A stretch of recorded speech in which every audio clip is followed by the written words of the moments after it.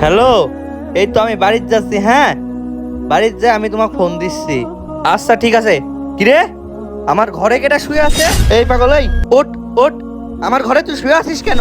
বাড়ি ঘর গন্ধ করে দিল। এই আই আই, বাড়া বাড়া বাড়া, বের হ বের হ। কিরে পাগল, তুই আবার আমার দিক তাকাচ্ছিস? তোর কিছু বলেছি না? এই, এই, যা যা। আবার আবার আবার আমার দিক তাকাচ্ছিস আবার। এই, এই, এই, মার, মার, মার, এই মার মার, আমার দিক তাকাচ্ছিস মানে গলা টিপে মেরে ফেললো পাগল একটা। মার, যা যা। হালার পাগল, তোকে যেন আমি আর আমার বাড়ির আশেপাশে না দেখি। হালার পাগল, যা বের হ। মাহবুজ ভাই, কি হয়েছে? কার উপরে এত রাগ দেখাচ্ছেন?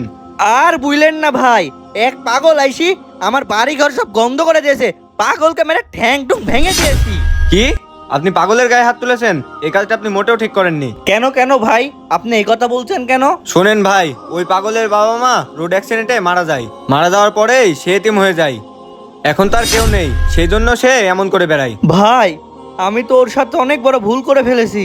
হে আল্লাহ, তুমি আমাকে মাফ করে দাও। আর ভাই, আমি এখন পাগলটাকে কোথায় পাবো? সেটা তো বলতে পারলাম না, কিন্তু সে আর কখনো আপনার বাসার দিকে আসবে না।